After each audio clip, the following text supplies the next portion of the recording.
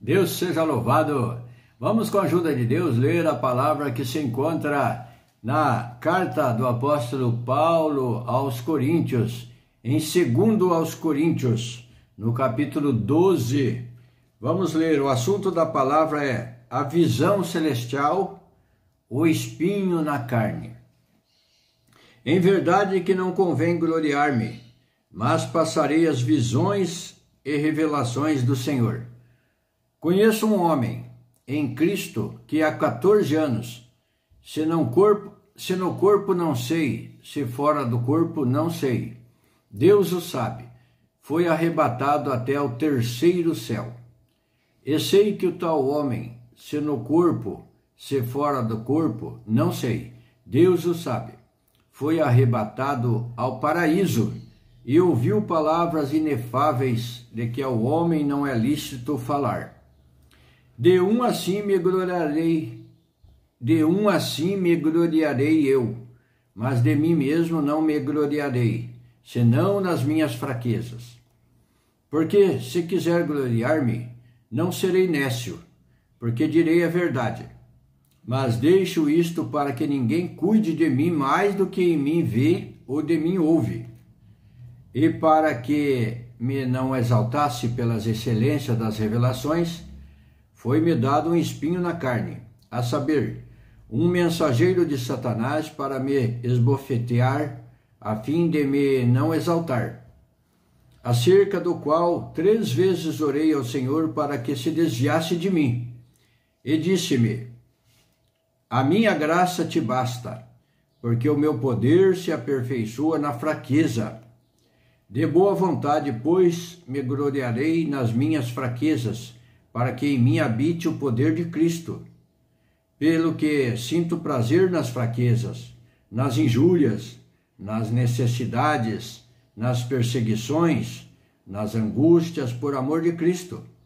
Porque quando estou fraco, então sou forte. Então estas foram as palavras do apóstolo Paulo, que escreveu aos Coríntios na sua 2ª carta. Ele fala aqui de uma visão celestial e do espinho na carne. Ele dizendo que ele se gloriaria de uma tal pessoa que passou por isso, mas que teve uma visão celestial, foi elevado ao terceiro céu, ao paraíso. Então veja que existe uma escala, como Jesus disse, que aquele homem que foi crucificado ao seu lado, ainda hoje estarás comigo no paraíso, para aquele que creu no Senhor Jesus, de última hora, teve ali na hora da sua morte, poucos minutos antes de morrer, ele creu no Senhor Jesus e alcançou o perdão do Senhor e a salvação, e o Senhor Jesus prometeu que naquele mesmo dia estaria com ele no paraíso. Onde é esse paraíso? O lugar de repouso daqueles que creem no Senhor Jesus, quando morrem, ficam esperando, dormindo o sono dos justos no paraíso, nesse lugar que o Senhor Jesus disse, porque o Senhor Jesus também ficou ali estaria ali no paraíso a partir também de que ele fosse morto na cruz. O Senhor estaria ali e que levaria também aquele homem com ele, estaria com ele no repouso dos mortos, daqueles que dormiram pela fé no Senhor Jesus Cristo, com a fé, e salvos do Senhor terão este lugar de repouso até a aparição de Jesus Cristo na sua glória, para despertá-los do sono e subirem com o Senhor para a glória eterna, para o céu, glória a Deus. Aqui Paulo viu apenas o terceiro céu. É um mistério para nós, né? Difícil de falar sobre isso, de explicar isso aí, porque se nós entendemos pela fé que há um lugar de repouso para aqueles que vivem conforme a palavra de Deus e dormem e morrem como as pessoas entendem, mas não a morte eterna. É uma morte que eles vão ser despertados do sono. na aparição pelo poder do Senhor Jesus Cristo, que é a vida, que tem a vida em si mesmo. E a morte não tem poder mais sobre ele. Glória a Deus, aleluia. Então ele diz aqui que, em verdade que não convém gloriar-me. Não seria conveniente ele se gloriar. Mas passarei as visões e revelações do Senhor. Conheço um homem em Cristo que há 14 anos, era ele mesmo. Se no corpo não sei, se fora do corpo não sei. Ele não sabe se ele foi arrebatado no seu corpo ou se o Senhor o arrebatou em espírito somente. Deus o sabe. Foi arrebatado até o terceiro céu.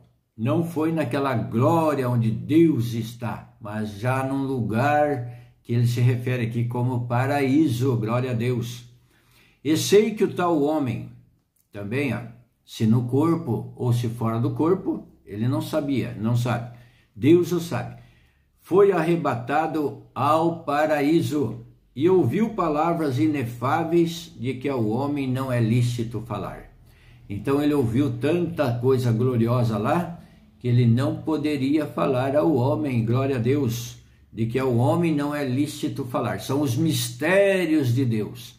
Então, pela graça de Deus, somos salvos pela fé em Jesus Cristo, glória a Deus. Não busque se aprofundar muito nas coisas, querer saber demais e se tornar um impeditivo, e isso se tornar um impeditivo para o básico da salvação que nos convém, que é a fé em Deus, a fé em Jesus Cristo, a fé na palavra de Deus, confiar na palavra de Deus. Se você confia, leia a palavra, porque o Senhor Jesus disse: eu sou o caminho, eu sou a verdade, eu sou a vida. Ninguém vem ao Pai se não for por mim. E em outro lugar ele instruiu Nicodemos acerca do novo nascimento. E ele diz: examinais as Escrituras, porque cuidais por ela a ter a vida eterna, e são elas que de mim testificam. Então o Senhor Jesus disse para examinar as Escrituras, para ler as Escrituras com cuidado, com comunhão, para compreendê-las, porque pela Escritura nós cuidamos ter a vida eterna, pelo conhecimento da palavra de Deus, pelos preceitos que ele nos deixou. Então, e são elas que testificam de mim, disse o Senhor Jesus Cristo. Olha a importância da Bíblia, daquela Bíblia que está aí na sua casa esquecida, está guardada numa gaveta e faz muito tempo que você não pega ela para ler, porque você acha que não tem tempo, as distrações da vida. Veja quanto tempo você fica com o celular na mão, fica lendo e vendo as coisas, os atrativos da vaidade. É vaidade por quê? Porque não produz nada em você. Talvez pode produzir coisas ruins, desviar sua atenção daquilo que é verdadeiro.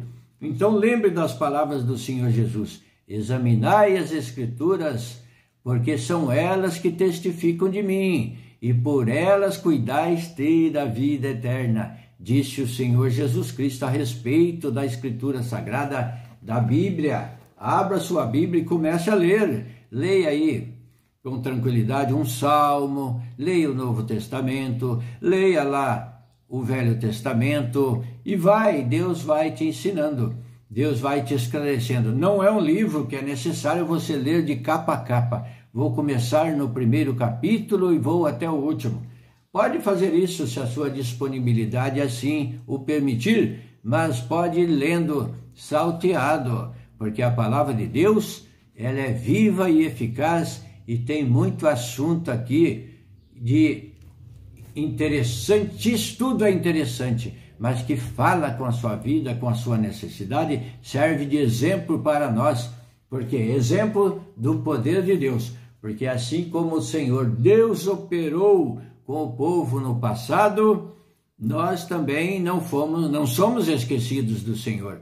O Senhor permitiu que ficasse as Escrituras da forma que ela ficou, para nós termos acesso hoje.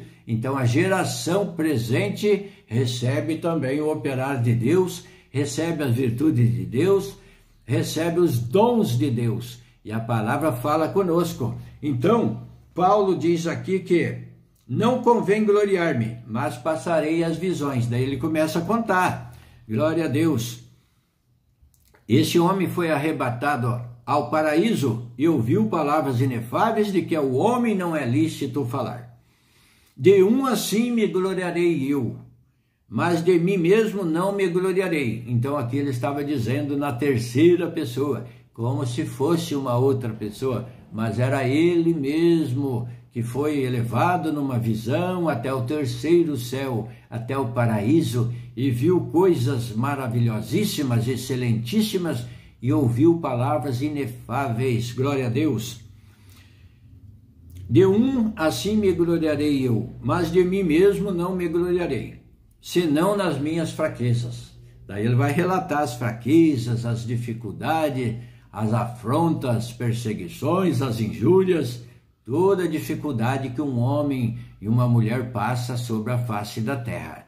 Todos, independente de crer ou não crer em Deus, todos, assim como a chuva cai para todos, o sol também aparece para todos, assim as intempéries da vida acontecem para todos também. Seja ele bom, seja ele ruim, as dificuldades vêm, as consequências de uma ação, de uma tomada de decisão errada, traz consequências de qualquer forma. Então ninguém escapa das dificuldades da vida. Porque se quiser gloriar-me, não serei nécio. Se ele quisesse se gloriar também, não estaria errado, porque ele estaria falando a verdade. Porque direi a verdade, mas deixo isto, para que ninguém cuide de mim mais do que em mim vê ou de mim ouve. Então, se ele fosse se gloriar em tudo que Deus mostrou e falou para ele, ele estaria dizendo a verdade. Ele não estaria mentindo e nem inventando nada. Estaria falando a verdade. E deixo isto para que ninguém cuide de mim mais do que em mim vê ou de mim ouve. E estamos ouvindo aqui o relato dele. Serviu e chegou para nós e vai chegar para as gerações futuras até o final. E para que me não exaltasse pelas excelências das revelações, para que ele não se exaltasse tanto, não se inchasse, o seu ego fosse demasiadamente inchado, veja o que aconteceu com ele. Foi-me dado um espinho na carne, a saber, um mensageiro de Satanás para me esbofetear, a fim de me não exaltar. Então, para que ele não se exaltasse, Satanás tentou destruí-lo de todas as formas, prendê-lo, incitava, não diretamente, mas incitava as pessoas contra ele.